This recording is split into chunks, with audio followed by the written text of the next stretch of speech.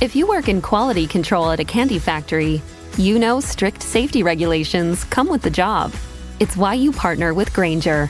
Grainger helps you find the high-quality and compliant products your business needs to inspect, detect, and help correct issues. And the sweetest part is, everyone gets a product that's as safe to eat as it is delicious. Call 1-800-GRAINGER, click Grainger.com, or just stop by. Grainger, for the ones who get it done.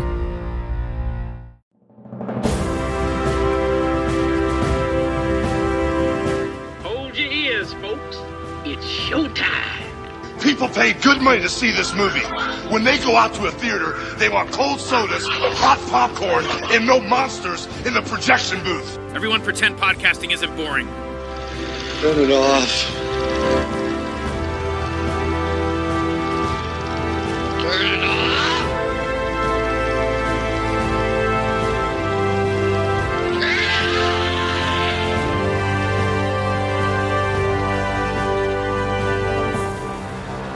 C'est l'histoire d'un homme qui tombe d'un immeuble de 50 étages. Le mec, au fur et à mesure de sa chute, il se répète sans cesse pour se rassurer. Jusqu'ici, tout va bien. Jusqu'ici, tout va bien. Jusqu'ici, tout va bien. Mais l'important, c'est pas la chute. C'est l'atterrissage. C'est moi que tu peux m'occuper, ça.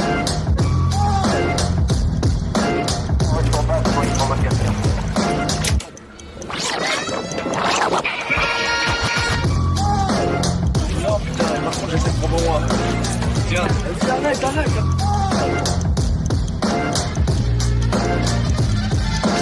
Il y a 2 jours, il avait sévèrement blessé un jeune de la cité pendant une garde à vue. Comment il est mortel en vérité, putain. Et alors, qu'est-ce que tu vas en faire? Vas-y, on verra si Abdel meurt.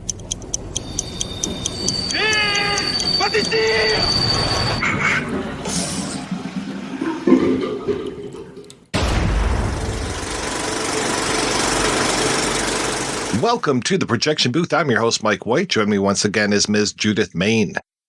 Hi, Mike. Also back in the booth is Mix Lou Etienne. Hello. Thank you for having me. This week we are looking at Matthieu Kassovitz's Haine. Released in 1995, the film tells the story of 3 youths from the projects outside of Paris and their struggles to navigate their world. A world filled with violence, police brutality, drugs, poverty, and riots. The film takes place over a 24-hour period of time and captures a point that is all too familiar today. We will be spoiling this film as we discuss it, so if you don't want anything ruined, please turn off the podcast and come on back after you've seen it. We will still be here. So, Lou, when was the first time you saw Haine, and what did you think? The first time I saw Haine was like maybe 2010. And I was shown it by a friend I was so close to. He was like my brother, and he looked so much like Vincent Cassel in this film. But luckily, he had none of Vince's like idiot macho swagger. He was like gentle and loving and generous. And sadly, he was also killed really young. Yeah, sorry to immediately lower the tone. But I wanted to come back to this film because I wanted to think about him and also to watch it as a full adult. And my first thought when I watched it for this episode was like, oh my God, do I have a type? Because this is a lot like Kristalliev, My Car, the first film that I spoke to you, Mike, about on the projection booth, because they're both these like gorgeous black and white films that like plunge you into masculinist worlds of fatalism and chaos and decay. And I realized that Kristalliev premiered at Cannes like 3 years after Haine. So it'd be a really dark but a really interesting exercise to sort of program them together. And Judith, how about yourself? Ever since I saw that question in your email, I've been thinking about when I first saw this film, and I can't remember. I'm sorry, but I think it was sometime not too long after it was released. But I also taught this film in my contemporary French, well, it was contemporary then, when I was still teaching. And I've loved this film since then. And one of the things, I just watched it yesterday for the first time, probably in 20-some years. And what really astonished me about the film is, but you watch it as so have all the power and impact that it has when you first see it. But also, it's a film that could have been made yesterday. It's just so relevant, so intense, you know? I'm a big fan of Matthieu Kassovitz. I think he's an amazing actor and director. And this film, I think, is just so extraordinary. There are things about it that bother me. There are criticisms you could raise about it, as many people did when it came out. But I think it's a really amazing film. Yeah, I'm much more familiar with Kassovitz from his acting. We talked about The Fifth Element a few months ago. He's got a wonderful tiny role in there as a mugger who does some great dancing. I much more know him from his acting than from his directing. Of course, he was also in Amelie, which is one of my favorites, and he's great in that as well. I just watched this for the first time for this episode, just because something about this movie, and I think what it was is Vinz Cassel. I think there's something about him just because he's so angry and abusive in so many of the roles that he plays. I'm just like, I don't really want to see this guy do this again. It's like so unusual when I see him in a role where he's not being an asshole. Like, you know, I think of movies like Irreversible or Black Swan, like those kind of things. But then he's perfectly fine in a movie like Underwater. And of course, you know, I've seen him in a bunch of things where I'm just like, oh yeah, no. And he's a fucking fantastic actor. And all three of these leads are wonderful. And I love the way that this film is put together. I feel pretty bad that I've avoided it for so long, because this really, 1995, this would have been my jam probably in 95. And this is, I know some people have made comparisons between this and things like Boys in the Hood or Menace to Society. And it's like, no, it's so different. And like you said, so many of these problems are still here with us today. I mean, they get interpreted in different ways. Like you talked about, and again, I apologize for my French, but is it pronounced banlieues, the neighborhoods, the projects, basically? Like, I'm a huge fan of Banlieue 13, the science fiction / parkour film, which is very similar to Assault on Precinct 13 meets Escape from New York. And it's like, I really like the idea of exploring these projects, but not as real, I guess, because this one, man, oh man, what a wake-up call this must have been for France, or at least I would hope it would have been a wake-up call. But really, when I hear about the riots and the poverty and the things that are still there, I guess it didn't really shake them to the core as much as I wished it had. The element of La Haine that really prevents it from being politically viable, from preventing it from really making waves, is its fatalism. And I think this is the most dangerous element. Like, even when Hubert wants to get out, when he sees the harm and the uselessness of violence, he's inevitably pulled back into it, right? You're doomed whether you fire the shot or not. Neither Vinz nor Saïd have any real power in the film. You know, you're damned if you do and you're damned if you don't. The film is driven by this impending tragedy with the ticking countdown and this fall from the skyscraper. We know that our characters won't survive. Life is sort of unstructured and it's meaningless. It's this hopeless cycle. And it ends badly in the end. Right. And the threat of violence is always imminent. But I think this really naturalizes the Cité as this violent anarchic space, just like biased media coverage does, fueling fascination with or fear of its inhabitants, right? And it's problematic because Kassovitz clearly wants to incite revolt. He wants to set people on fire, but he plays right into the dominant perception of banlieues as powder kegs, right? As hot districts. And I think this film ultimately does very little to challenge the perception of life in the banlieue as like this lethal mixture of drugs and unemployment and brutality. And the difference between Kassovitz and the government ministers watching this film as if it's real reporting is that Kassovitz finds these images exciting, whereas the people in power use these same perceptions to kind of justify the institutional violence that Kassovitz is depicting. It's just like the problem with fatalism, the problem with narratives that depict death and violence as inevitable, is that fatalism is really numbing, it's really stultifying, and it makes us feel powerless. I think at best, this film raises consciousness about certain conditions, but without any viable solution, any vision of change. Consciousness-raising films, they just breed complacency, right? Fatalism tells us that these areas are a lost cause, and then I think that it only really serves to excuse the failures of governments to address exclusion and social deprivation in effective ways. And fatalism can really play into the hands of the far right. Like, La Haine could easily promote fear-mongering about the inevitability of violence, about brash, misogynistic youth over there, right? And the impending crisis if we let them in, right? And so, I don't know, I find it a really frustrating film because it's also very beautiful and very effective in other ways. The character that's the biggest disappointment in that respect is Hubert, because here's somebody who's a successful boxer, and he's different from the other two friends in that respect. He actually has a path that he's following. He has a goal. He's also very much the peacemaker in relationship to the other two. And he's a wonderful character, but by the end, because he's a peacemaker, he becomes the one who is folded back into the life of the banlieue. And it's disappointing. But you know what? At the same time, I see exactly what you're saying, Boo, but at the same time, I think there's a very utopian vision in this film, despite how it concludes, despite the kind of downward path. I think it's a very utopian vision of the power of friendship in the suburbs.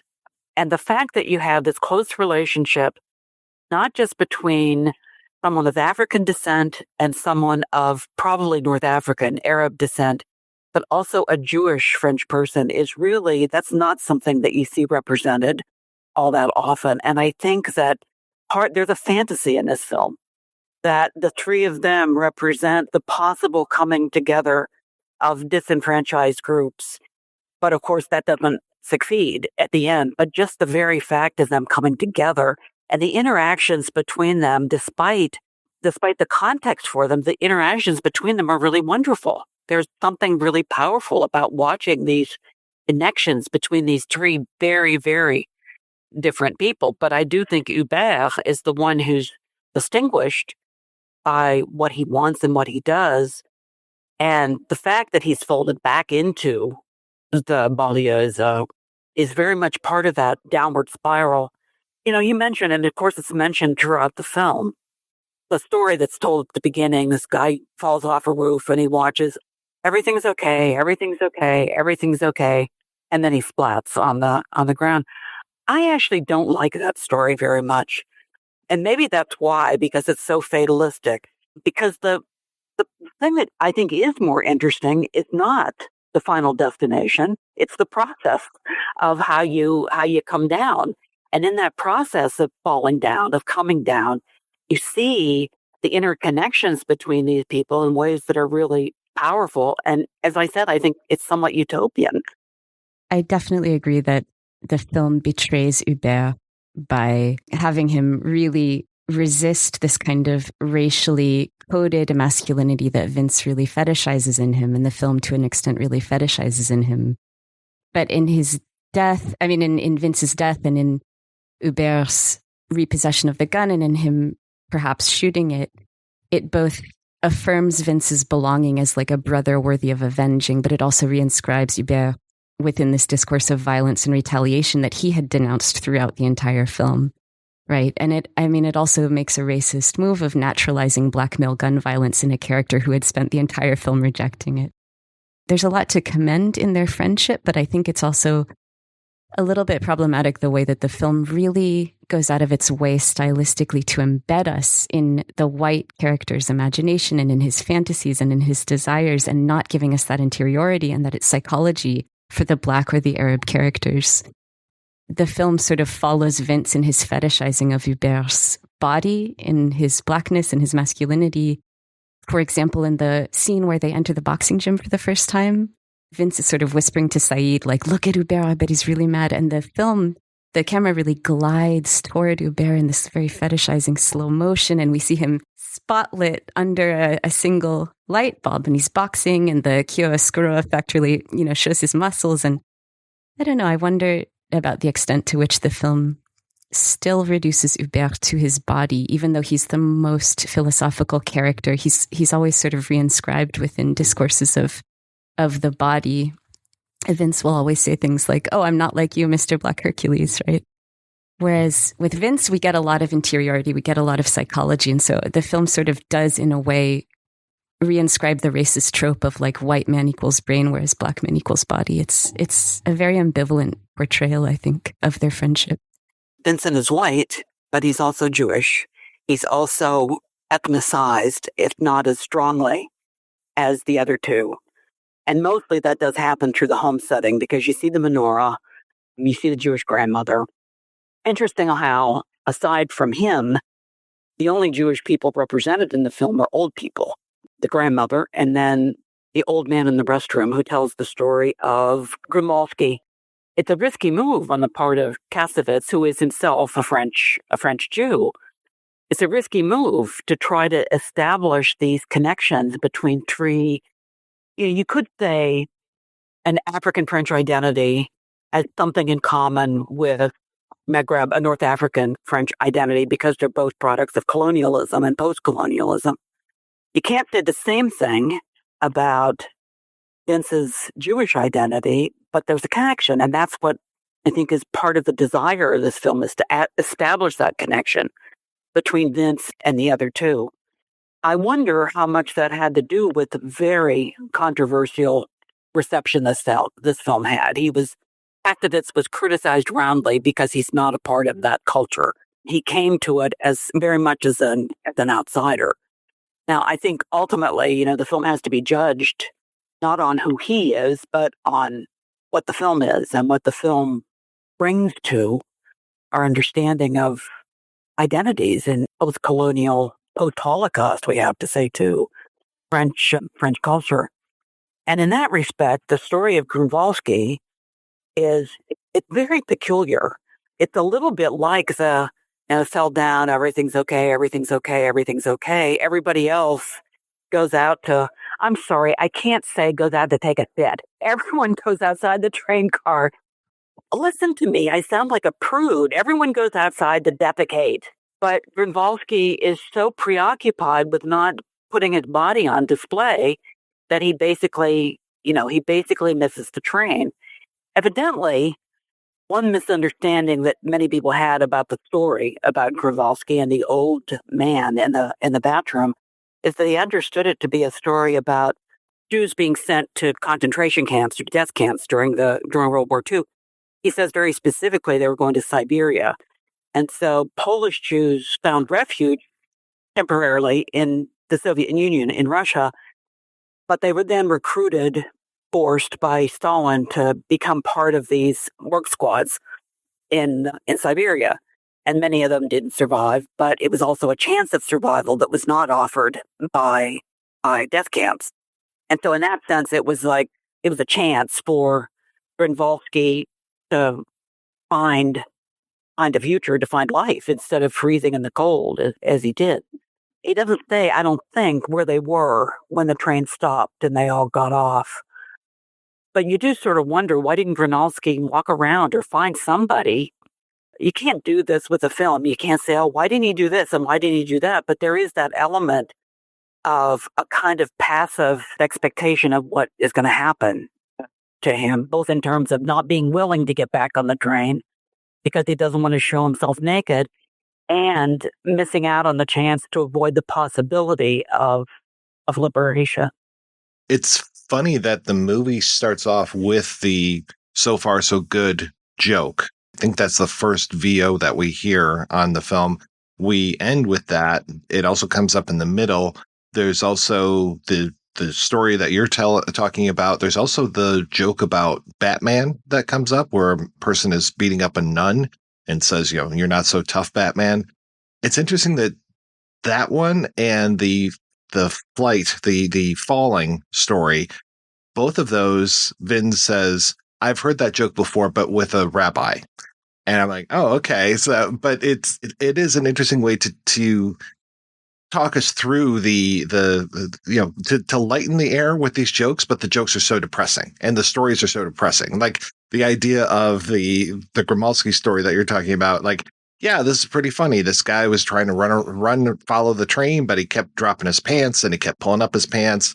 And yeah, he froze to death. It's just this morbid punchline to it. And no offense, but it felt a little Tarantino-esque, the idea of like popping in jokes and then using the jokes and the punchlines as kind of a punch in the face kind of thing. To me, it speaks to the really stylized shooting of this film. I mean, when Lan is mostly known to me from looking at clips on Instagram where it's like, can you believe this shot? These shots are incredible. The whole thing with Cassell in front of the mirror, and that it's actually a different person who is pretending to be Cassell, and that we move through the frame and we end up in Cassell's world where he's reenacting the whole "you talking to me" speech from Taxi Driver. I mean, that's a beautiful shot, but so many of these shots are gorgeous. And, you know, you're talking about like the fetishization of Hubert's body. I mean, so much of this violence, so much of this world is fetishized. And I think that, you know, Kassovitz really went out of his way to make the banlieues very beautiful and to just really make those almost otherworldly. You know, you're talking about this utopian vision. And for me, it's like once they're in the banlieues, it is gorgeous. Everything looks really nice. And it's like, you don't see the squalor nearly as much as you think that you would. It's not until they get to Paris where things shift. And I know that he specifically went from being stereo in La Banlieues to mono once he gets outside and gets into Paris, and just makes it a much more drab world than we had in the projects. And it's an interesting way that he's contradicting those two things. And you were talking about the whole thing of him being this outsider. And I know it was a big deal for him to live with the actors in the projects before they started production, just to try to give himself some credibility, because I think he knew he was very much an outsider. All of these guys, and there's a behind the scenes clip where he's like, yeah, all of us are pretty bourgeois, but you know, we're trying to get some street cred here. And I mean, it's really important to acknowledge as well that like the banlieue cinema was a genre of cinema that really caught fire in the 90s, right? Kassovitz isn't doing something new. And a lot of films about the banlieue are being made by people who live in banlieues, especially people who are Arab French themselves. And Carrie Tarr wrote a really nice kind of critique about what white filmmakers are doing differently in their depictions of the banlieue compared with French Arab filmmakers. But it seems like white authored banlieue films don't tend to represent family backgrounds or living spaces of Arab youth, just like we don't see inside Saïd's home. They don't tend to demonstrate interest in first generation immigrants. They tend to express the anger and alienation of young men, regardless of ethnic origins, and tend to focus on confrontations with police. They tend to sort of point to a shared experience of exclusion, but mask the significance of ethnic difference and the difficulties that this difference presents. And in these ways, the white-authored banlieue films tend to sort of reflect French universalism and resistance to multiculturalism, whereas films about the banlieue made by Arabic or Boer filmmakers tend to avoid or diffuse scenes of confrontation with the police and instead be more interested in problems of identification and integration, and in addressing changes and values within Maghrebi communities, including women's places within it. They tend to look at gender roles more extensively, even if they also demonstrate masculinity in crisis. And rather than centering groups of unemployed youth, they tend to center kind of older people who have put any illegal activities behind them and sort of look at interpersonal and intergenerational relationships more.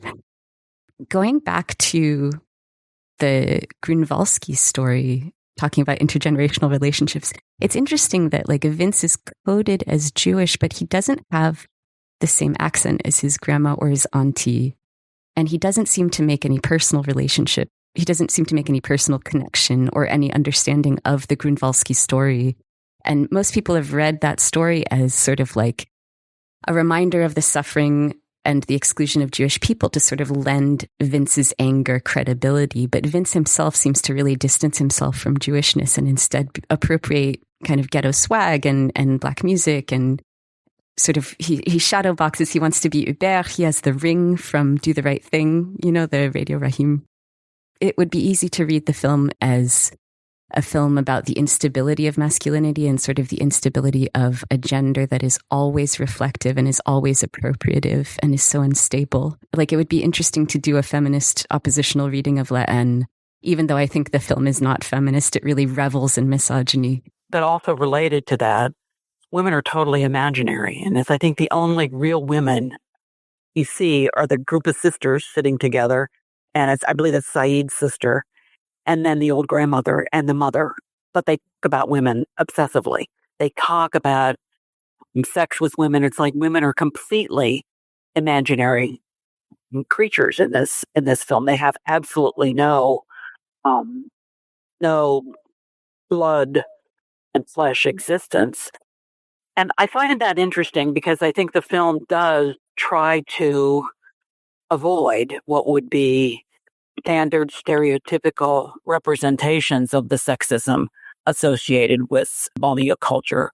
And there's been so much attention brought to that through the work of women, both writers and filmmakers. And it's something that bothers me a little in this film, but I don't see any other way that it could have been done. This to me is something else that's very utopian. Like it's just fine for women to live in this imaginary realm in the minds of the main characters.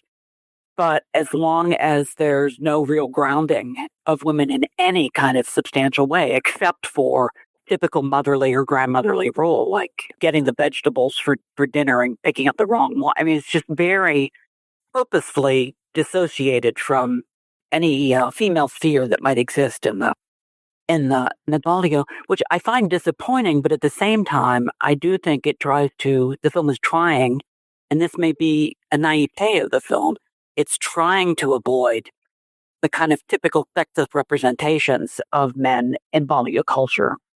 Yeah, I wish there were more, but there isn't.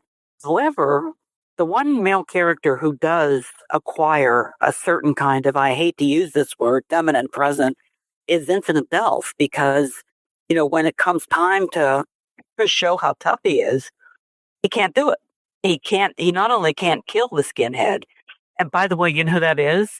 It's Kassovitz, who's playing the role of the skinhead. He can't do it, but he also throws up after he can't do it. I mean, this is someone who, there's a real gap between these aspirations towards being a tough guy and the reality of what he is and how he lives in the world.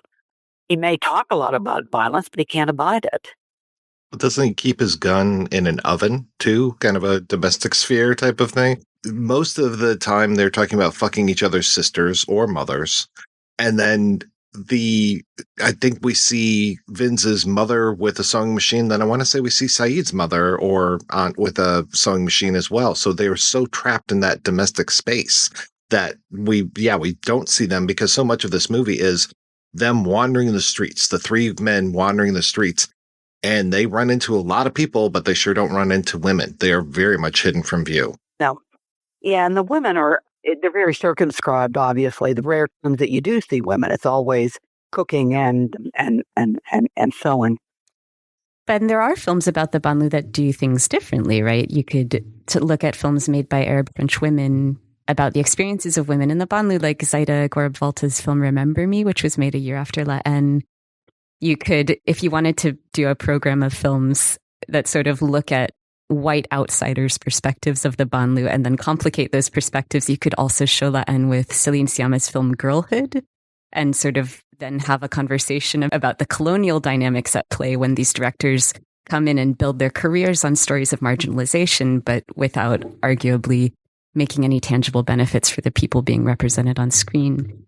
It's interesting to think about like the ways that La Haine sort of criticizes Vince's swaggering machismo bullshit, because it always fails, right? And it creates conflicts with the only people who seem to really care about him. It tears apart his friend group. But it's also the same kind of swaggering machismo bullshit that the cops are using. And the difference is that when you play the same game as the cops, when you use this kind of toxic masculinity, you're doomed to fail. You're doomed to be killed. Your friends are doomed to be killed because the state's power is legitimized, right? The power of the police is legitimized. When they do toxic shit, it's legitimate. And so that's like that. I guess that's like a more feminist oppositional reading of the film. But at the same time, the camera seems to really be reveling in Vince's machismo, like the way in the taxi driver sequence, the way we don't get critical distance, right? We don't see Vince from a distance. We don't get to critique his sort of like playful performativity of gender. The camera is directly in front of his face, giving his words like the maximal impact, right? And when they go to the gallery, they treat women like currency. Like Saïd is like, yo, Hubert, like go talk to those girls for me. Remember when I brought you a taco last week? You know, and Vinz is like, no, get one for me. Right. And then Saïd goes up and he just like expects the women to like automatically give them their numbers for sex. Like, it's just like, it's so transactional. You're like, what planet are you from, mate? Like, the one of the women offers a really nice critique. It's like this nice line where she's like, we were fine. We wanted to talk to you. But when you get all aggressive, like, how can we respect you? But the boys, they don't have any answer for this. So they just get louder and more aggressive. Like Saïd immediately raises his hand in a threatening gesture. And the soundtrack, again, like throughout the film, the soundtrack really aligns us with these men's experience, right?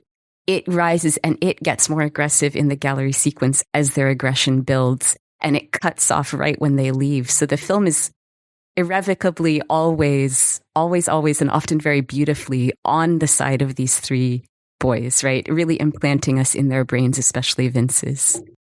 But also shows us the frustration of those desires. I mean, we get inside their heads, yes, but they never can act on what they're doing. There's a kind of basic, however strong and macho they act, there's a basic impotence on the part of all of them. And of course, you could say that a real standard reading in some ways of men like them and how they act out, but it doesn't go anywhere in the film. Can I go back to the Tarantino reference? I don't want to dwell on it because people have an awful lot, but there's something very performative about Vincent saying, you know, it's like, you talking to me? You talking to me? You talking to me? You know, it kind of changes a little bit each time. I'm not sure it changes radically, but it reminds me very much of that story that drives me crazy of goes past one floor, oh, everything's okay. Next floor, everything's okay. And then splats on the ground. There's this attempt to render that scene from Taxi Driver in a meaningful way, but it's nothing but an attempt at changing things that are never going to really change, no matter what. Differently, you say, you talking to me, you talking to me, you talking to me, it always ends up in the same place. And that goes back to, Lou, what you said, of course, about the fatalism of the film. I still want to insist, though, on the difference in this film that's brought by Vince's character being Jewish. It could be brought out in more detailed and interesting ways, I suppose, but I think that's something in this film that can't quite so easily be absorbed into, well, I don't know what narrative I'm talking about. Fatalism, well, yeah, there is a fatalism associated with what it means to be Jewish and poor in contemporary, in a post-Holocaust and a post-final solution way in France. But I do think there's this real attempt, and that's part of the reason why I call the film so utopian in its vision. There's a real attempt to try to trace a Jewish man's path along the line, not identical to, but along the lines, kind of following some of the lines of the two other characters. And to me, that's a real distinction about the film. I'm not saying it's particularly well done necessarily, but it's a fact of difference in the film that I think makes it a little more interesting. Well, I shouldn't say a little more interesting. I think it's an interesting film, no matter how you look at it. But that particular difference, I think, really stands out in the film as being significant in terms of how there's an attempt to kind of, I don't want to use the word deconstruct, but redefine what it means to talk about friendships in the banlieue, to reassess them in different ways, because I think everyone knows what the basis of oppression is of North African and African men in the suburbs. It's colonialism and post-colonialism. That's not hard to wrap your mind around. I think a lot of people would find it very difficult to see the connections between a post-final solution French identity in France and colonialism and post-colonialism. They're not the same. And any attempts to try to make them the same or even that similar are going to fail.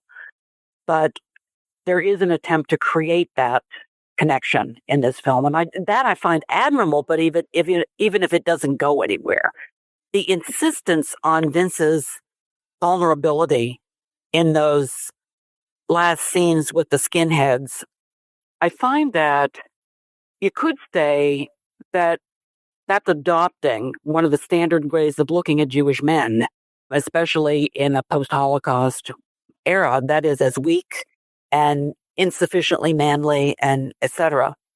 And the film doesn't do that much with it because, after all, Vincent dies. But I still think it's a really interesting attempt that problematizes somewhat the standard view of the banlieue. It's only having to do with Black African and North African identities. I think what's really important too is to think about what a utopian kind of version of Latin, and even more utopian, if you think of it as utopian, version of Latin would look like. And I'm thinking about Jeunesse Dorée, which is by Zaida Gorab-Volta. I think it's 2001. And what she does is her protagonists are two women, and she shows the audience the demolition of a cité. And then she shows different reactions to this demolition from the residents there. And it's interesting because if we understand the banlieue as a spatial manifestation of a political problem, right, and a racist, violent history, then if the banlieue signifies state and social exclusion, then demolishing it on screen can be a really powerful symbol.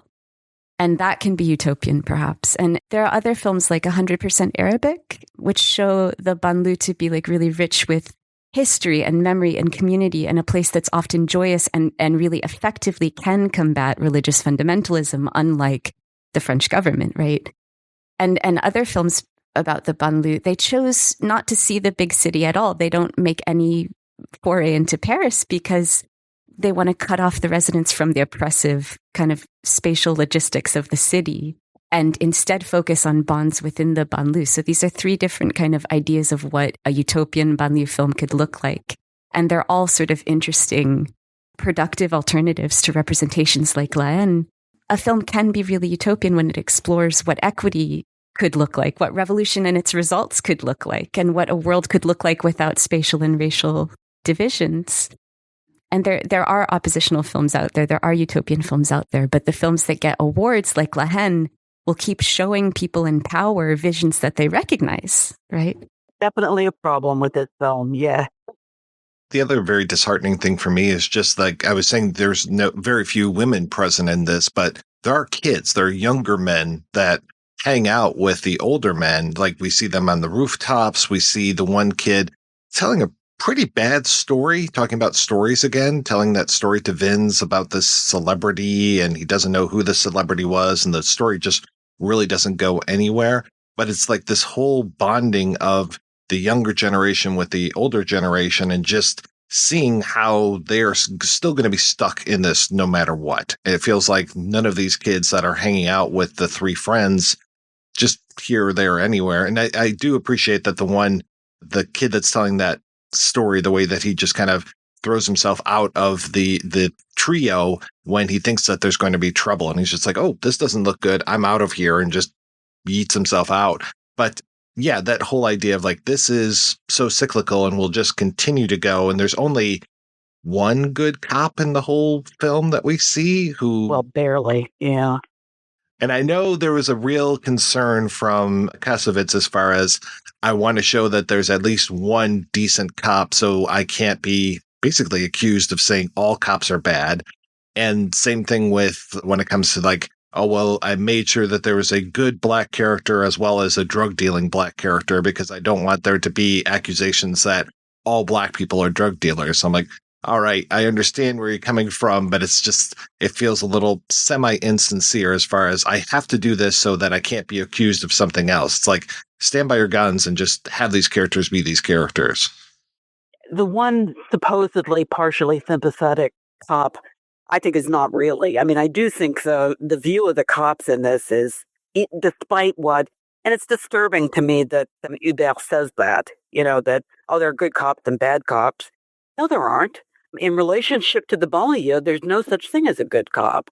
I mean, yeah, you're right. The one you're talking about, Mike, does say, I'll get you more money so you can create your gym someplace else, to Hubert. Okay, that's sweet, but those are Band-Aids. There's nothing deep about them at all. And that brings up the whole question, too, as far as these riots happen, and we see a lot of historical riot footage, possibly some riot footage that was manufactured for the film. But this whole idea of Hubert's gym has been burned down as part of one of these riots. And I know Kassovitz talks about people burn down their own stuff just to show that there's a problem. That's always the most difficult thing for me. And I think that's a really difficult thing for other people to understand, is the whole idea of like burning down your own neighborhood. I mean, for me, it's just like, yeah, go to Paris and start burning down those buildings. Why don't you?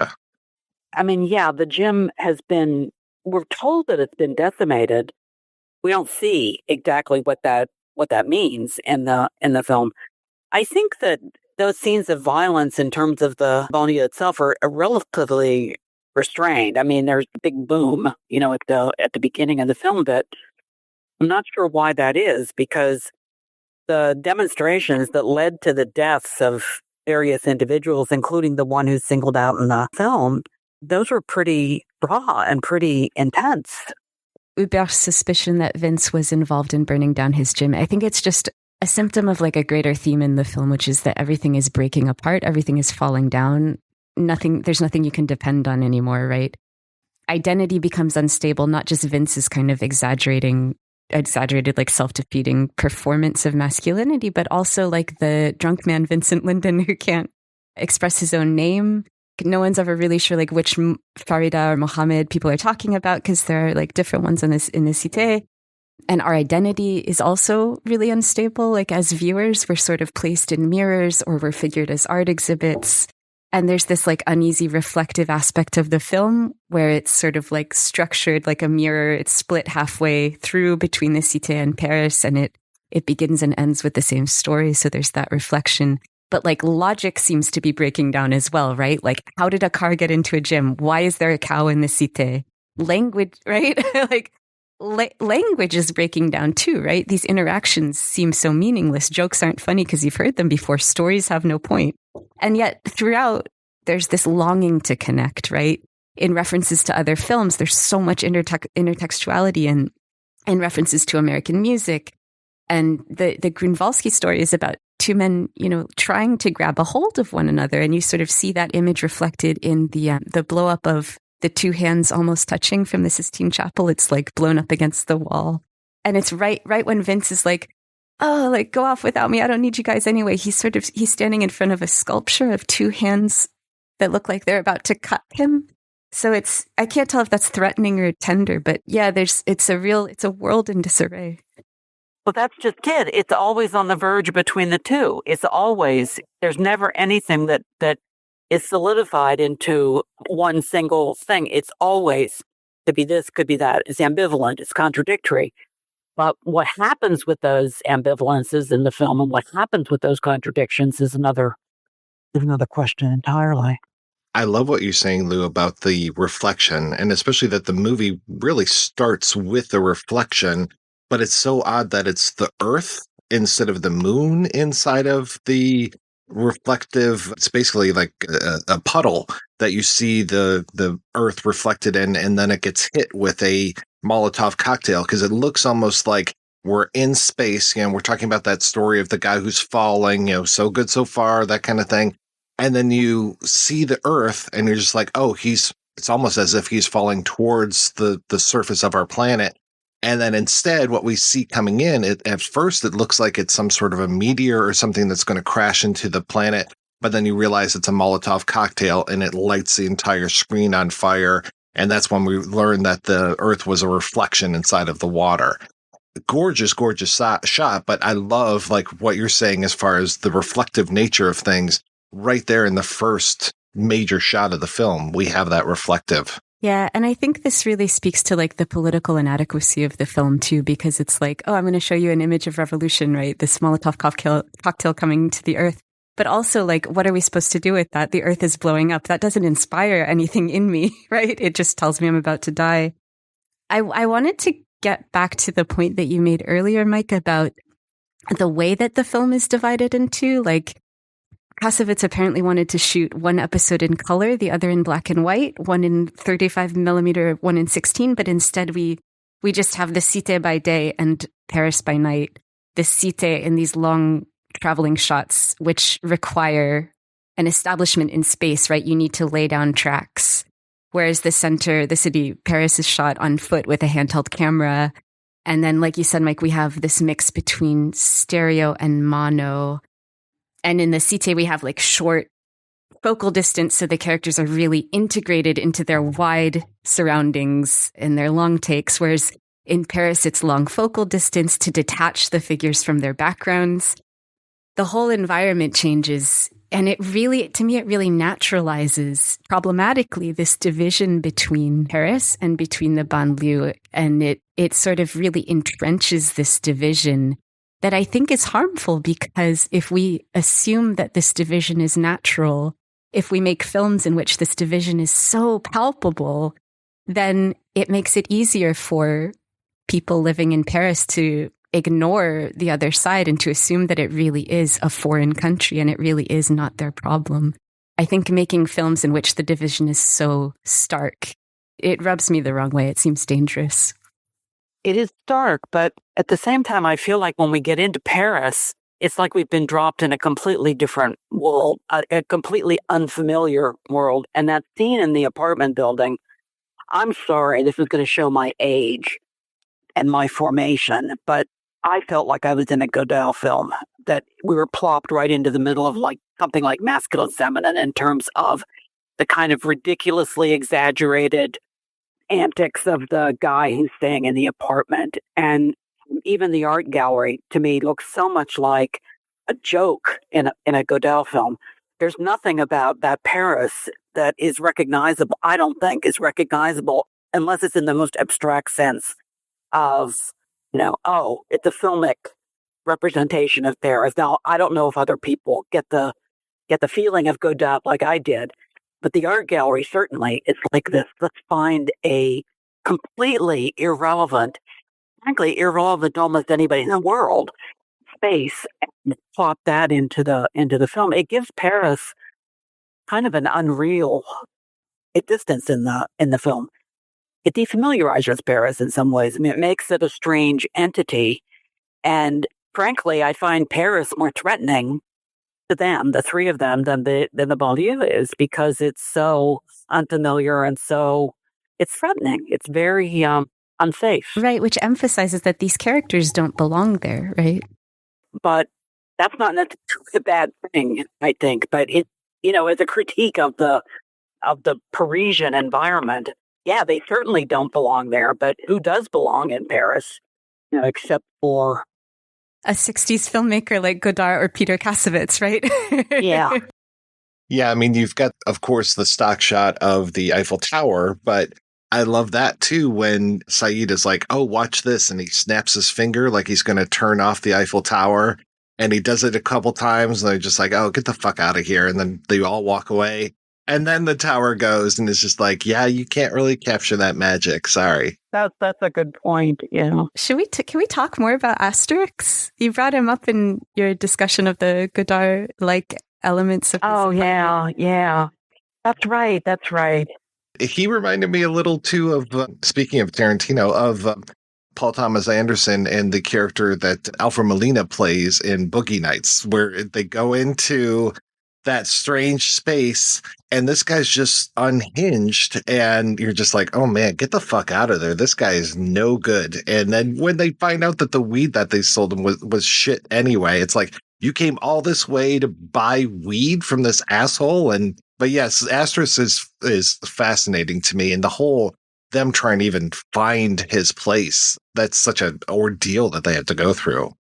He's coded as gay, right? Very, very gay. And to me, that's, of course, like what hangs over the film is the possibility, the very homosocial connection between the three men. But I think the possibility of a gay connection between them is always hinted at, but very, very subtly, and it becomes solidified in the character of Asterix. And I wish that had been explored a little bit more in the film, instead of making him kind of a cartoon character who just disappears in the film.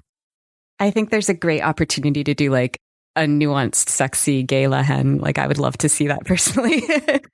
Asterix is like Kassovitz's skinhead. I think they're kind of two reflective versions of Vince's identity. And when talking about the skinheads, we see Vince and the skinhead from the back, and their heads look almost identical. And I think it's drawing a parody between Kassovitz's skinhead and Vince.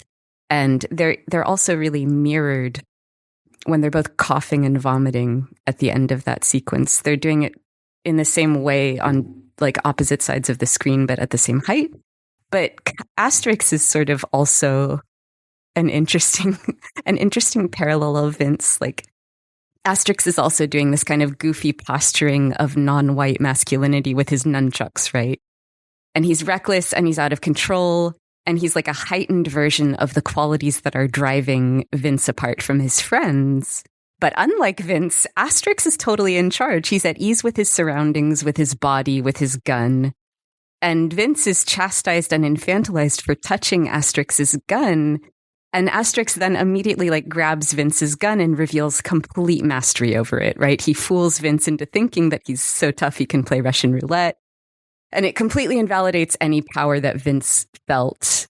And Vince is like trying to practice tough guy De Niro masculinity, but Asterix gets to his lines first. He's like, "Are you aiming at me? Are you aiming at me?" And so, yeah, I think it just serves to totally undermine Vince's like already tenuous grasp on masculinity, and also to exacerbate the tensions between the male friends. Yeah, and I forgot that Vince actually pulls a gun on a cop as well. So it's twice that he is kind of thwarted. With that one, I know Hubert like pushes his arm, like, "Don't shoot a cop," kind of thing. Like you said, he's in that peacekeeper role. And talking again about the masculinity and the kind of homosocial aspects of this, I forgot about the whole thing where Vince is trying to give Saïd a haircut and ends up fucking it up so much that Saïd has to wear a hat through the rest of the movie, pretty much. It's just like, this could be a tender scene, and it is kind of tender, but at the same time, he screws it up. He doesn't know how to use those clippers whatsoever and can't fix it, and I wouldn't trust him to fix it either. Yeah, Saïd is such a great character. I mean, of course, the awards went to like the professional actor who's also white and comes from a filmmaking family, right? Cassel got all the awards, but Saïd Taghmaoui and Hubert Condé like totally deserved them. They're brilliant. Yeah, they're totally great in this. And I checked a little bit about them. The actor who plays Saïd has been in other films, right? What about Hubert? Hubert has been in quite a few things, not very much that I've seen, definitely much more in the French or African milieu, but yeah, Saïd eventually crossed over into American films, and when I saw him show up in things like, I think, John Wick 4 or John Wick 3, he's like the elder, and then he is in things like even G.I. Joe, Rise of Cobra, I think. So yeah, he's definitely in, I think his most famous role for most Americans would be the role that he plays as one of the fighters that is alongside Wonder Woman in the Wonder Woman film, the first one. Yeah, this film is well known for launching Vincent Cassel into the starosphere. And I think he's great. But the other two should, they deserve their place in the firmament as well. I know that Hubert was in The Constant Gardener, which I haven't seen yet because I don't think I can take 2 hours of watching somebody garden. One thing that I think Saïd, I don't fully appreciate, and I wish I did, is the way that he's speaking Tessie. The three protagonists are speaking the language of the Cité, which is called Tessie, right? And it's this like product of, and you probably know more about this, Judith, than I do, so like jump in and correct me, but it's been called semiotic guerrilla warfare. Oh, wow. Oh, yeah. Kassovitz talked about that on the commentary. It's this like way of speaking that shortens and reverses words, and it plays with grammar, and it infuses French with words from other languages as this like rejection of normative French, right? And it's really creative, and it's really figurative, and it's really poetic. And it's this shared form of communication, right? So it really reverses the exclusion of inequity and excluding normative French. It reverses the exclusion from normative French society to say, like, we have our own language and you can't understand it. But it keeps because it's so prevalent in rap, like it keeps getting absorbed by mainstream French culture. And so it has to keep rapidly evolving in response. And that gets hard. Right? It's hegemony, right? It sucks. But the film was deemed like totally incomprehensible to speakers of correct French. And they wanted they were like, let's use subtitles. And Kassovitz was like, no, that's exoticism. But so what they did instead was use post-synchronization to like clarify different expressions that were really important. But maybe I'm missing out on more misogyny. Like I can live with that, but I do wish that I understood the language better, because it's so sad to see Hubert saying like, oh, those pigs. And I'm like, no one talks like that anymore. Like, it just makes it cute instead of relevant. I don't know. Kassovitz talks about this on the commentary, that at the beginning they're talking about cows, lavash. And he's like, oh yeah, that's how we were referring to cops. And I was like, oh, okay. So a different animal, right? But then when the cow shows up later in the city center, I was just like, is this a reference to that, perhaps? They're everywhere, Yeah, I guess so. Well, it's a common expression in France, like, oh, la vache. Like you're frustrated with something, you say, oh, la vache. You know, oh, the cow. It doesn't quite the same, but it's an idiom in French that used, quite commonly. And so to give that concrete form is, I think it's funny, but it's also a sign of, something completely off, like this way of reading idiomatic expressions that takes them literally. And there's some interesting plays with what's literal and what's figurative in the film. Lou, I supposedly speak fluent French. I am lost in so much of the dialogue in this film. Like, you gotta move to the projects. You gotta get some tessie under your belt. Exactly. Listening to Verlan, l'envers, Verlan, yeah, like you can get the beurre comes from, like, supposedly a switching of a hub, but it's not really. It's never quite literal, that's the thing. Or meuf for femme, but, it's hard to follow. And when they really do it, like if they talk about things other than beurre and meuf, then I tend to be really kind of at a loss. It's tough to follow. Is it kind of like the Cockney slang where they're substituting like up the apples and pears, and yeah, I love that shit. Yeah, I mean, with my stupid American accent, I shouldn't, and I can't approximate it. But yeah, it's so much cooler than that, though. Go hang out at the pub and just start throwing out like, oh, I was at apples and pears with that one. Yeah. Even my partner would, like, he'd be like, no, I have limits. All right, let's go ahead and take a break, and we're going to play an interview with Ginette Vincendeau, the author of La Haine from 2005. It is a fantastic book all about Matthieu Kassovitz's movie, and we'll be back with that right after these brief messages. 007, The Sixth Sense, Sweet 16, 9 Songs, 7 Brides for 7 Brothers, 12 Angry Men. In the versatile world of cinema, numbers are everywhere, and on the Film by Numbers podcast, we explore just about any aspect from the movie world. From film history to filmmaking to specific movements and directors, and much more besides, each topic on Film by Numbers is dictated by the number of the episode. Brought to you by Outward Film Network and hosted by me, Phil Slatter, and filmmaker David Woods, we will take you on a journey across the vast landscape of film, with interviews with award-winning filmmakers and academics, and featuring discussion, debate, and recommendations. Available on all the main podcast providers. If you love film, join us at Film by Numbers.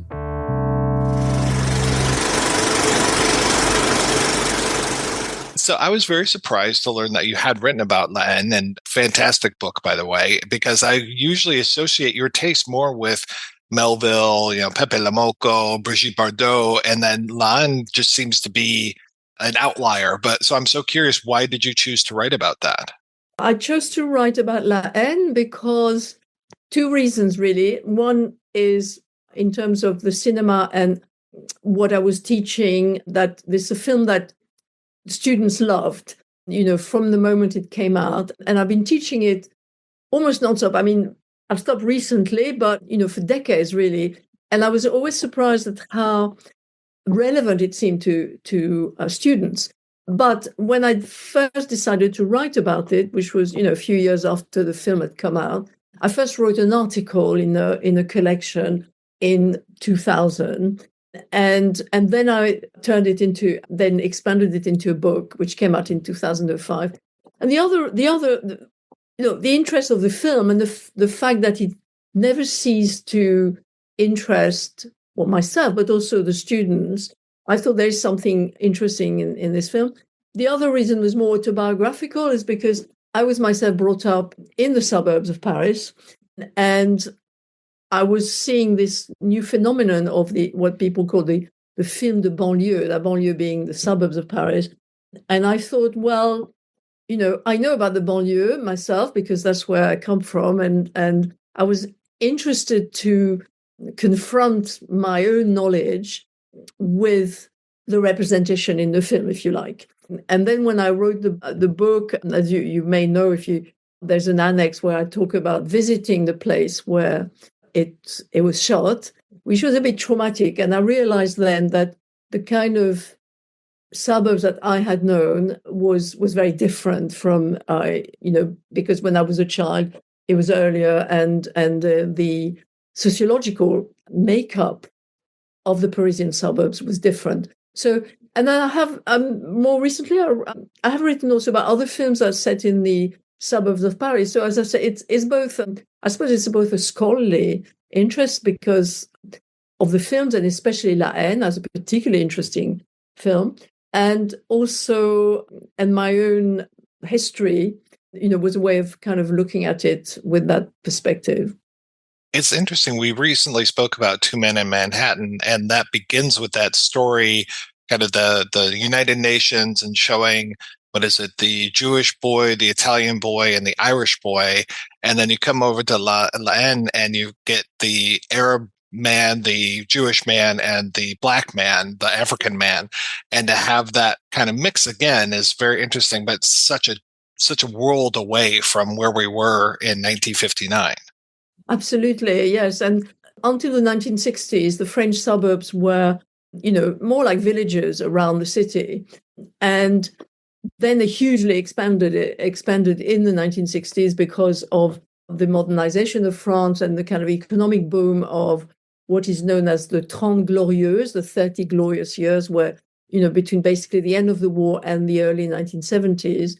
And with General de Gaulle and the fact that they needed to house all these new populations. So, and my parents were sort of typical of an earlier immigration, if you like, which was they came from the country. And so there was what was called an rural exodus after the war, where a lot of people left farming, which was the case of my father, and moved to Paris. And usually at the beginning to the suburbs of Paris. So that's when they expanded it. And in the 1960s and 70s, this kind of more brutalist architecture we associate with the suburbs of Paris now, with sort of impoverished population living in the kind of places we see in La Haine, has become a sort of synonymous with the suburbs of Paris, with the banlieue.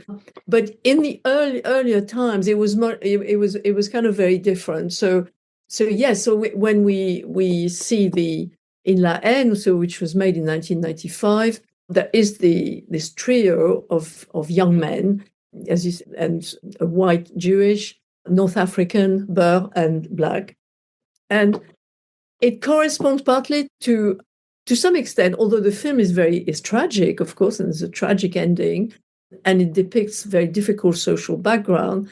It's also, there's a kind of utopian aspect to it, in the sense that even though those three young men are from different ethnic backgrounds, it's not a film about racism. It isn't a film about them having difficulty with each other because they are black, white, Jewish, and North African. So, and that is, I think, a French specificity, let's say, compared to American films that deal with, the projects, as you say, in American cinema, that tend to emphasize more racial conflict. The French films tend not to. So with La Haine, these three young men are more like a unified group fighting against the police, fighting against the adults, fighting against women, but they unify. They're not fighting against each other in terms of their racial and ethnic makeup. So, that's a very important aspect of the film, but one that is, I think, very, very specifically French. Yeah. It was an interesting time that there was La Haine happening in France, and just a few years prior, we had Menace to Society and Boys in the Hood in the U.S., Were there more banlieue films? Was that kind of a subgenre for a little while in France? Yes, there were, well, in fact, just before La Haine, just before the 1990s, in the 1980s, there was the beginning of another subgenre, which is called the cinéma beurre, sort of films made by filmmakers of North African origin, and that are always set in the suburbs. And the cinéma beurre is an important movement, and there's been a lot of attention by academics and people writing about those films. Nevertheless, they were not particularly popular with audiences. And so after that, with La Haine, you begin to have more of a more popular kind of filmmaking.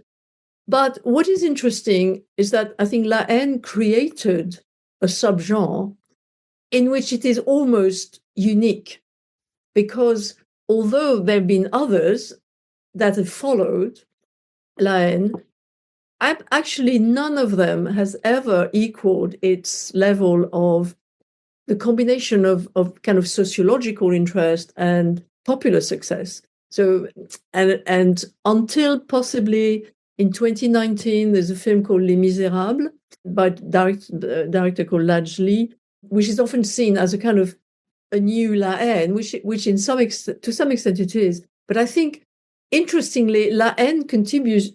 Let me start again. La Haine continues to be celebrated, and as you know, this year is the 30th anniversary of its making, since it came out in May 1995. So in May of this year, it will be the 30th anniversary.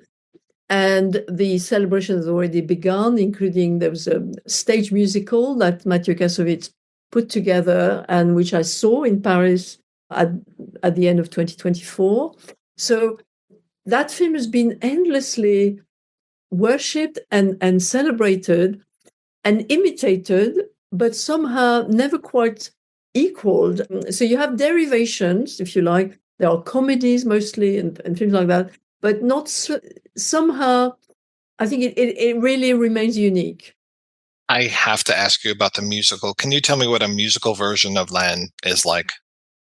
Well, it was very interesting.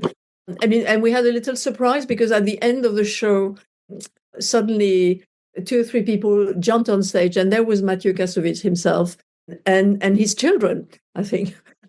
What they did was that there was it's quite interesting background with using projection and so on, and of the decor, which looks like the environment in La Haine, the buildings and so on. It's quite similar.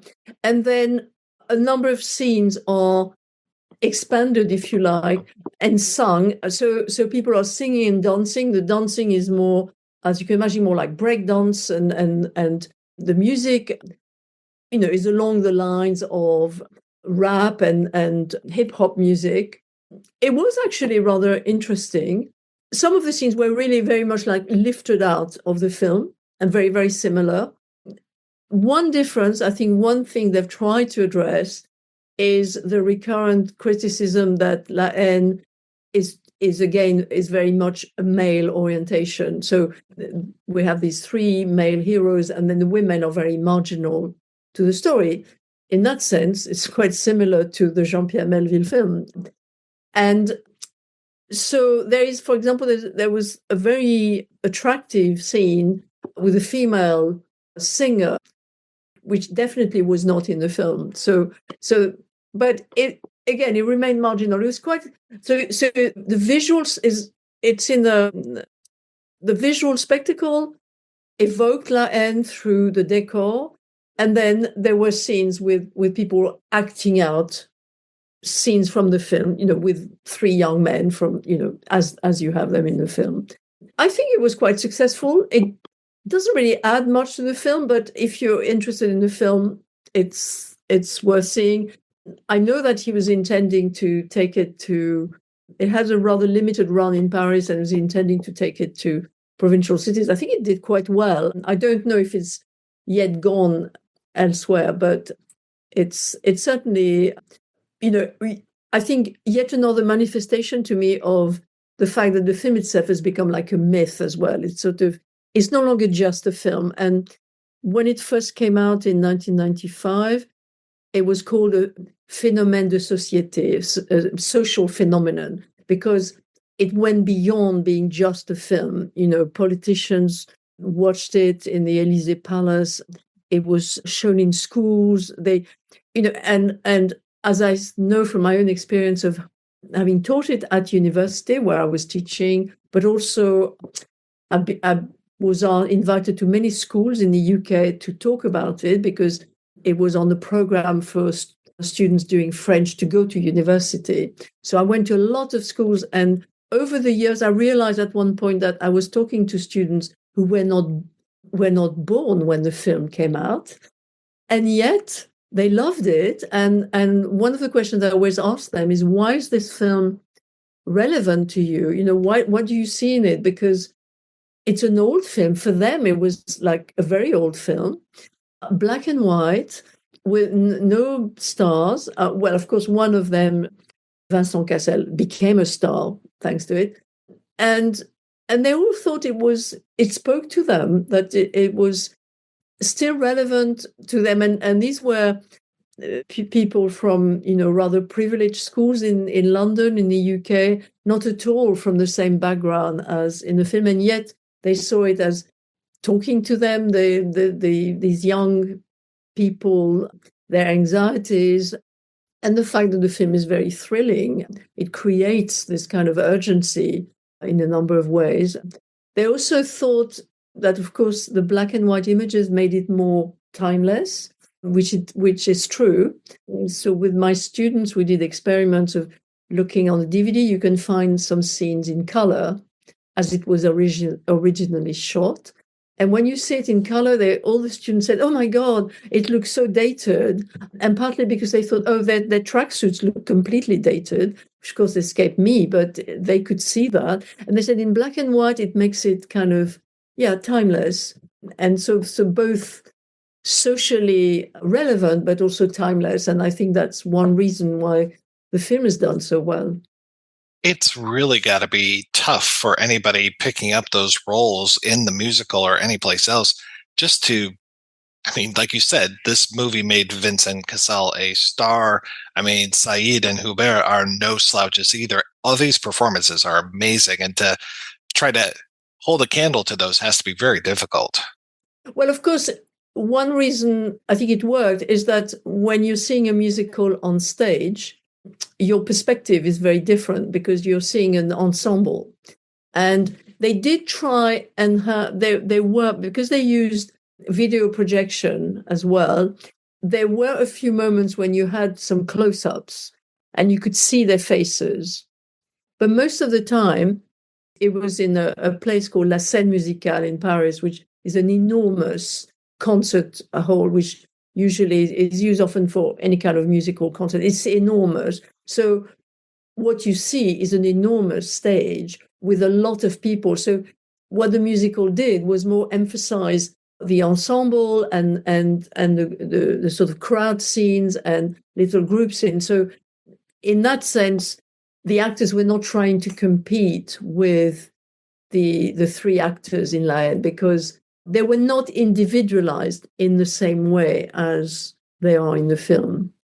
You mentioned the movie actually being played, at the Palace and this kind of political, I don't want to say political theater, but just this political interest in the movie. So I'm sure by 1996, everything was good. And by 2025, everyone's happy in La Banlieue. Yes, when the film came out in 95, it was considered to be a revelation. Oh, now finally we know what's wrong with the banlieue, which of course is ridiculous. But you have to understand that in Paris, probably Paris is a very unusual city in that sense.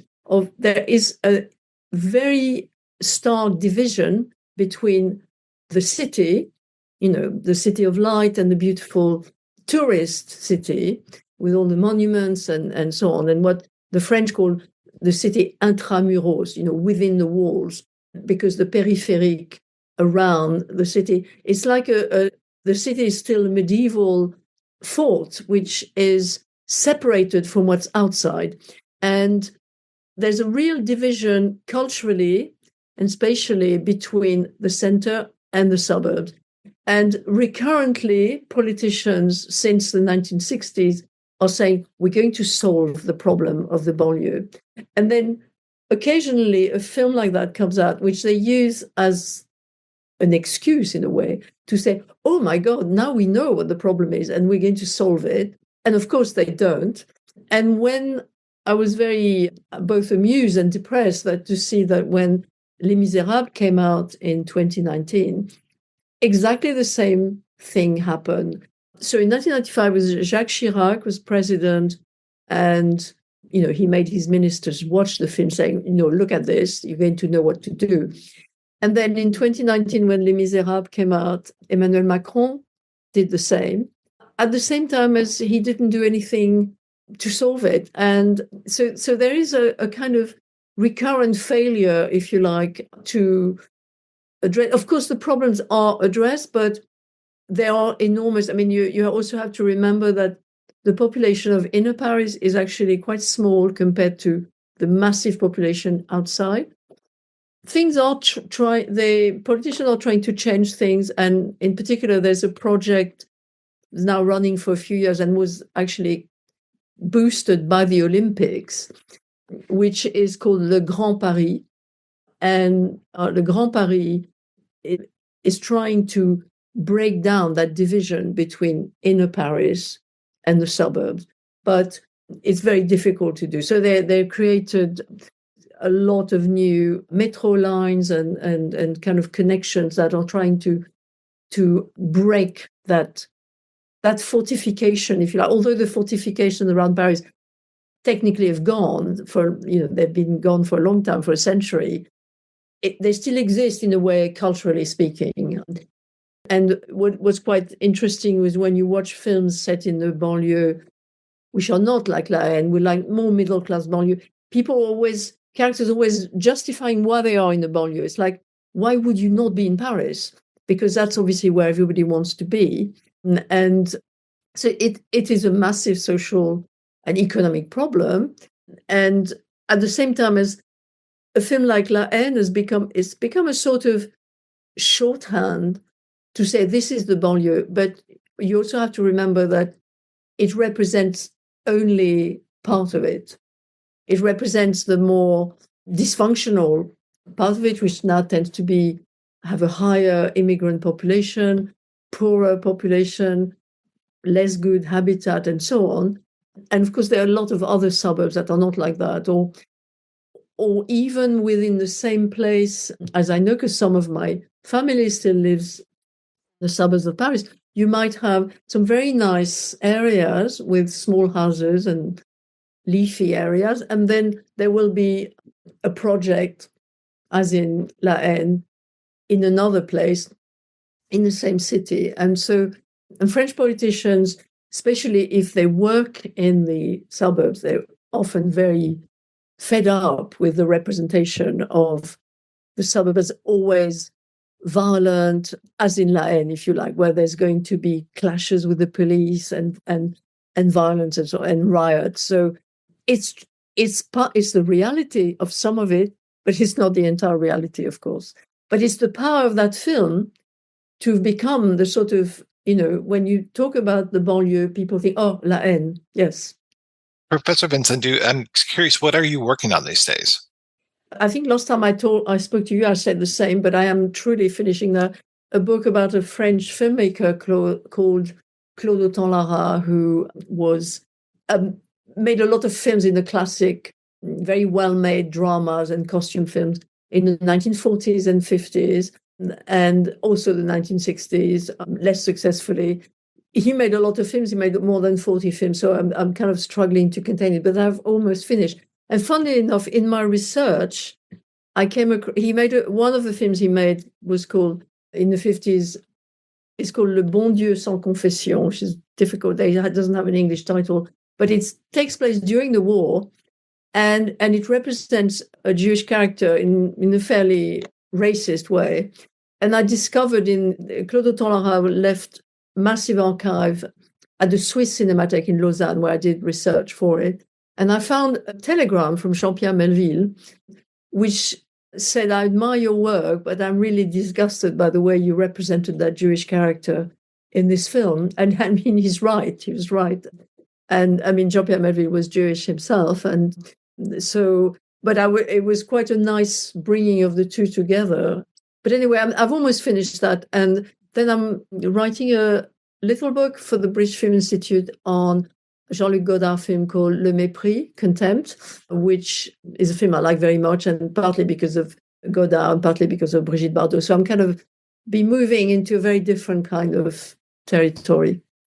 I have to tell you, I can't wait to read both of those. I'm very excited for both of those projects. So, man, do you have dates in mind or just sometime in 2026? Yes, I would say certainly the Autant Lara hoping to give the manuscript in April. So that would be, I'm really on his last films, which is rather difficult because they're much less good than some of them, than the ones he made in the 40s and 50s, the great films for which he's known, and including one of them, which one of my favorite films is called La Traversée de Paris, and sort of crossing Paris, but sometimes it was called, it's 1956 film, and it was called Pig Across Paris because two characters, it's like two men in Paris, and one of them is Jean Gabin and the other one is Bourville, and they transport black market pork to the city at night. So, and it's a very dark comedy. It's very, very good. And that is one of Autant Lara's best films. But so he made some great films, but the end of his career is not so good. So I still have to talk about every film. So. Well, I hope we can have you back next year and have you talk about both of those movies. Well, talk about that filmmaker and maybe talk about Pork Over Paris. And then let me I would love to. I'll let you know when it's. Thank you for very nice talking to you anyway. It is always such a pleasure. I really appreciate you. You're welcome. Thank you very much.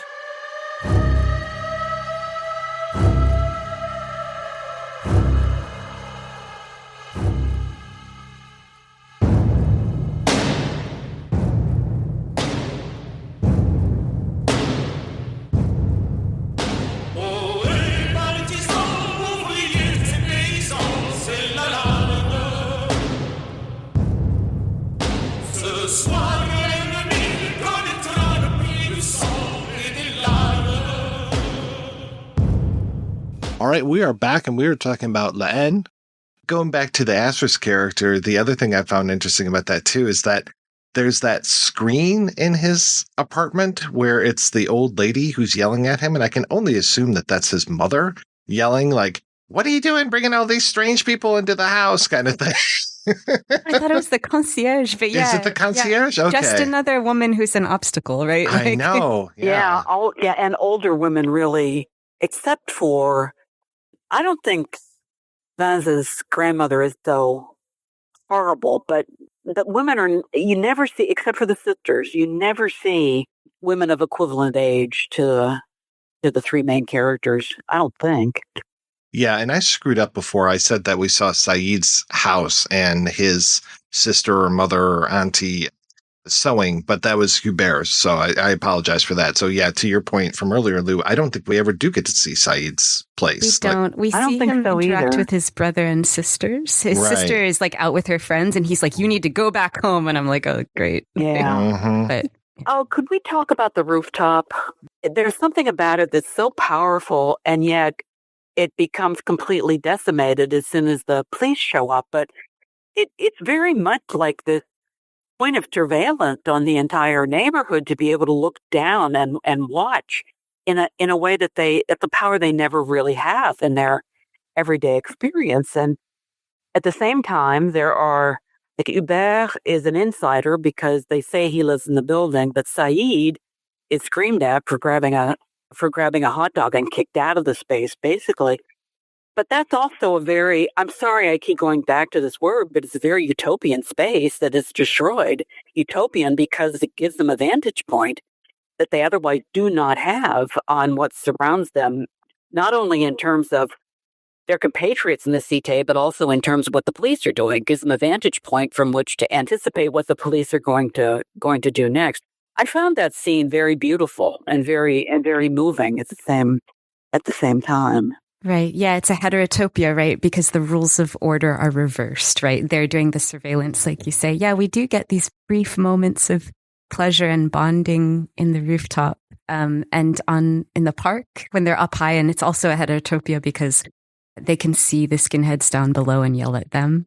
And also during the most famous scene for me is the Nique la Police scene where the DJ is playing and the camera it soars above the scene, and it's really making the Cité beautiful from this angle above the rooftops. And it's sort of briefly trying to gesture at Hubert's longing for escape, but it never really fulfills that desire. And it also seems to be, throughout the film, we hear police helicopters over the Cité, but Kassovitz puts his camera on a helicopter, and it's like he's trying to outline a periphery or a perimeter of space, of protected space for this moment. But again, it doesn't last long. Nothing pleasurable lasts long. Yeah, you have to land. Yeah, the helicopter. What a good song as well. It's awesome. Yeah, to mix. I don't remember who does "Boop Boop." That's the sound of the police. That one with Edith Piaf. I mean, that's fantastic. Yeah, that's amazing. There. That's fabulous. And I forgot about the scene too, where the Saïd and Hubert are eventually captured by the cops after the whole Asterisk incident, and I don't think we see Vinz run away, but we kind of cut back to them and it's just the two of them and they're being basically tortured at the police station, being slapped around and threatened, and just, kind of reminds me of any interaction I've had with police before. So I'm kind of in that ACAB school of thought myself.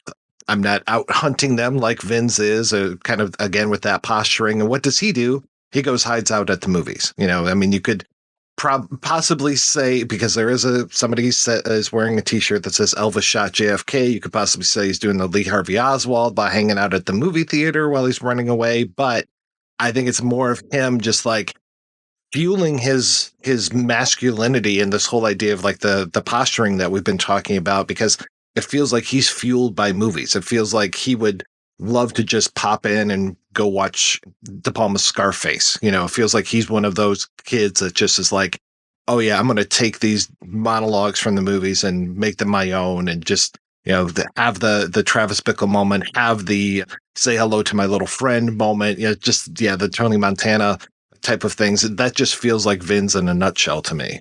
It's very imaginary. Everything that appeals to him it's never in terms of the grounded everyday life. It's always he adopts it into his everyday life, but it's a total scam in some ways because he can never really deliver on it.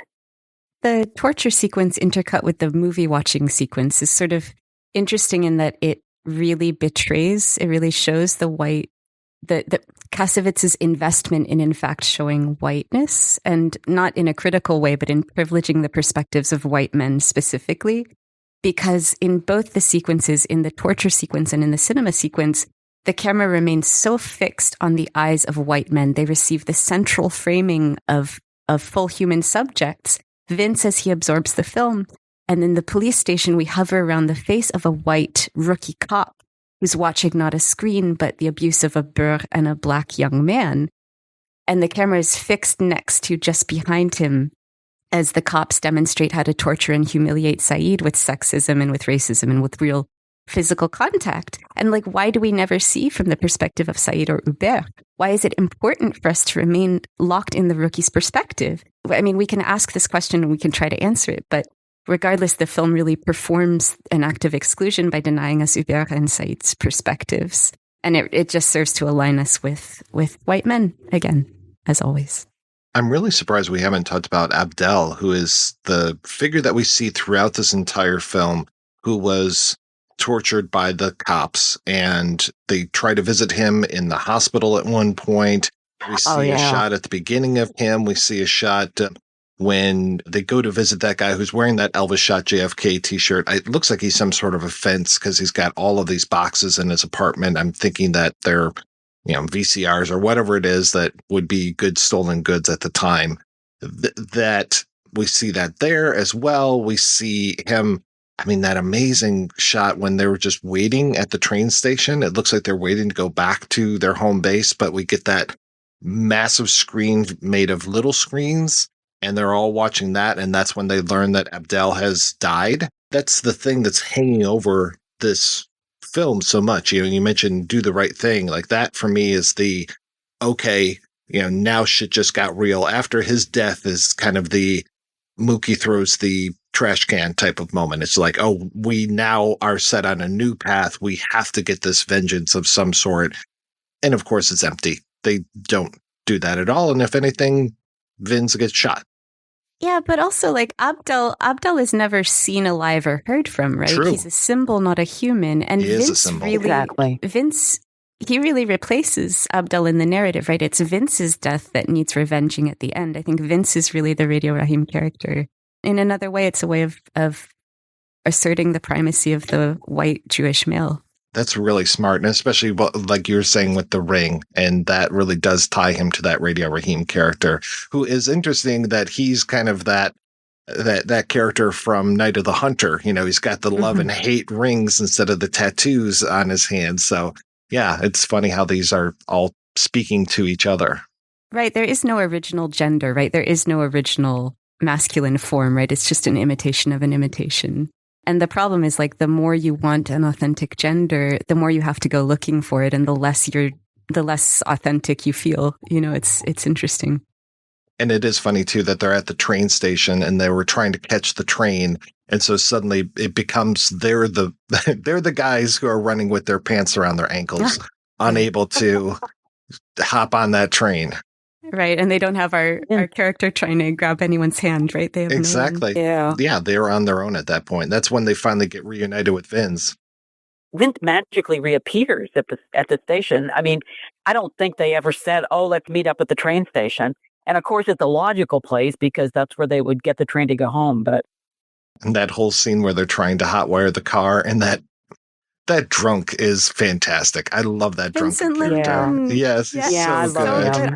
I am obsessed. Okay, side note, I'm obsessed with Titan, and his character in Titan is my favorite film dad of all time. And I was watching La Haine, and I was like, that's Vincent Linden. And I was like, no, he would have been too famous in 95. He wouldn't have done this film. And then we hear on the commentary that like he just really wanted to be in this film, and Kassovitz was like, just show up drunk on this night in this street. And he was like, great. It's so nice. He's so good. I love him too. He's great. Yeah. I mean, it is just a comedy of errors. And I love when he's there just, you know, not necessarily taking a real bullet, but, you know, being that stopper for the police to allow the three friends to escape from that. Earlier, you mentioned Edith Piaf, and I came across this really interesting essay by David Peterson, who argued that Kassovitz's very stylized approach to realism and his representation of social tension is best understood as a reference to 30s French poetic realism, so films like Pepe le Moko and films that star Jean Gabin. And one of the ways that he argues this is that poetic realist films of the 30s often use chansons réalistes, with these like working class ballads to convey emotion. And Peterson argues that the rap and the soul songs in La Haine like serve the same function, to express experiences of like urban working class life and to create a sense of community. But of course, La Haine also incorporates one of the most famous chansons réalistes of all time, which is the Edith Piaf song used in the film. But that song was apparently once used to signify a lack of regret about the violence of the Algerian War and about the French colonial enterprise generally. And so it's really interesting that in Kassovitz's film, the generations of French citizens descended from France's former colonies suggest that they have no regrets about violent street action, right? And I think it kind of points to the irony, too, of like France is a country that really prides itself on revolution, right? And the riots can be understood as a form of revolution, but of course, it doesn't count. It can't be glorified if it's done by these racialized others in the margins, right? And yeah, it was really interesting. I loved this essay. Where was this essay? I just Googled it. I think it was on Jay's store. Yeah, I can send you the... I'll find it. I know David Peterson. He does really good things. Yeah. I mean, know him. It's not like I talk to him all the time, but I've met him. Well, tell him I'm a fan if you do. going back to all the way back to that reflective thing, and I was talking about the reflection of the earth. I think that's from that billboard that they see. And I want to say it's a few times, but it's definitely towards the end when they're in Paris and they say, what is it? The world belongs, the world is yours. And then, yours. And then Saïd changes it to the world is ours. And I thought that was really nice. And I think that's where that earth reflection comes from. Right. And of course, it's a Scarface reference as well. But also in Métis, also known as Café au lait, Kassovitz's first feature, it also opens with the image of the world. And we hear sort of different like radio frequencies in different languages as the camera kind of traverses the globe. And I think to me that really speaks to the idea that Kassovitz really wants to be making a political message, but he just lacks any kind of real grasp of history, any kind of acknowledgement of his own misogyny, maybe. He just lacks contextualization that would give his films a real political punch. The only time that Vinz is successful shooting someone is in his fantasies, when he's fantasizing at the train station about shooting those cops, holding his fingers up like guns and blasting that cop through the window. And again, it's Hubert that comes up and smacks him in the back of the head. It's just like, don't do that. Yeah, the use of finger guns it's an interesting way that the film talks about the way that these men are infantilized, right? They're excluded from the roof when the cops come. They have to go down to the playground. And there's that excellent scene, really one of the only moments in the film where the film critiques stereotyped, biased, sensationalized media representation of the banlieue is when these reporters drive by and they look down at the playground and they're asking these boys questions. And Hubert is like, we're not Thierry, right? We're not a safari park.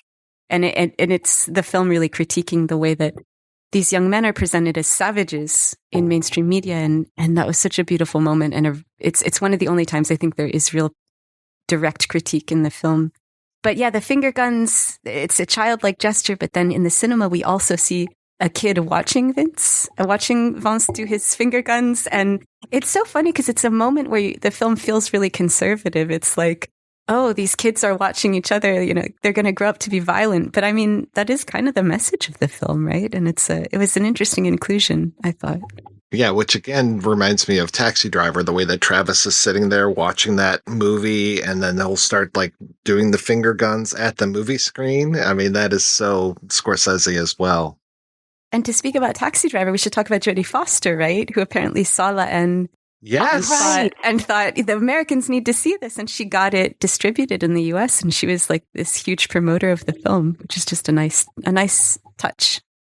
It is. Yeah. A nice connection. That's for sure. I've been doing a little programming lately and I stumbled across this film that I would really love to show with La Haine. And it's Alice Diop's short documentary Toward Tenderness. It swims in the same themes as La Haine, but it takes a very different approach. And so she and her sister, who's a social worker, sort of like go out into a banlieue and they interview young men and they sort of build empathy with them, build the viewer's empathy with these men by asking them very gently and without judgment whether they have the relationships that they want and what's preventing them from having these relationships. And the film ends by showing examples of love and connection in the banlieue. And so I think it would be a really important companion to that end because it asks men directly, like, why can't you communicate with women? I really want to show them together. That'd be very interesting. I haven't seen that film. No, it sounds fascinating. And yeah, that's so much the problem here, and also just no women to talk to. Like I said, they're not on the streets. They're just, hiding out someplace. Or they're either at art galleries or at home sewing. And waiting for the damn green pepper. Hubert brings red. Not Hubert. Is it Saïd? I think it's Vinz. Yeah, it's Vincent. That's right. He's afraid of his grandma's wrath, And gosh, what a bourgeois art show that they're going to. I mean, all of the art that is on the wall, it's all stark white canvases with things basically nailed to it. So like, it looks like a little puppy dog or something. And there's the 3 or 4 water bottles that are painted white that are nailed to or glued onto this canvas. I'm just like, all right, you're showing your opinion of modern art. I understand.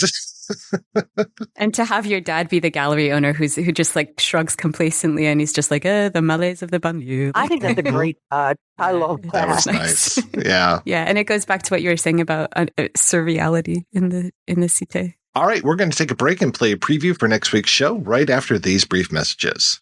Your ticket for the funniest movie of the year, Airplane 2, the sequel. I got smoking, non-smoking, first class, coach, economy.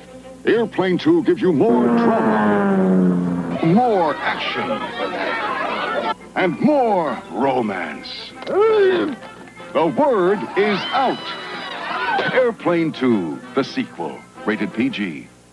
Now playing at these fine theaters. That's right. We are shifting gears quite a bit, and we'll be discussing Airplane 2, the sequel, next week. Until then, I want to thank my co-hosts, Judith and Lou. So, Lou, what is the latest with you? Oh, I just wrote an essay on transfeminism and the new wave of feminist body horror, which was just published in Cine Access, which is an academic journal that you can access for free online. And I mostly focused on the Finnish film Hatching, which I really recommend. So anyone who likes body horror, that's of interest, maybe. I've also just curated a program of short films about ghosts for the Queer East Festival, which celebrates queer films from East and Southeast Asia. So I'll get to present my program in London in May, and it'll travel around the UK in autumn. And after that, I'm really excited about doing 2 writing collaborations, one on Theo Montoya's film Angel 69 and another on Jane Schoenbrun's instant cult hit, I Saw the TV Glow, both of which I'm so excited about. So that's the rest of my year. Oh, man. I would love to hear what you have to say about I Saw the TV Glow, because I will admit when I saw it the first time, the messages just right over my head. I just completely was not getting it. I would love to hear your interpretation of that. Have me and Maxi, my colleague, on. We've both written about the film. We're a delight. I don't know what to say, but we would love to talk to you about that. And Maxi's a real treat. Yeah. No, let's definitely do it. It does feel like a projection booth audience film. Like it would make sense for the show. Totally agree. Yeah. That's great. And Judith, what's going on with you? Well, I'm getting ready to go to the Society for Cinema Media Studies conference in Chicago in 3 weeks, 2 weeks, 2.5 weeks. And I'm giving a paper it's a panel on movie theaters. And I'm giving a paper on the Cinéma Normandie, which was it literally just closed last year, which is really sad.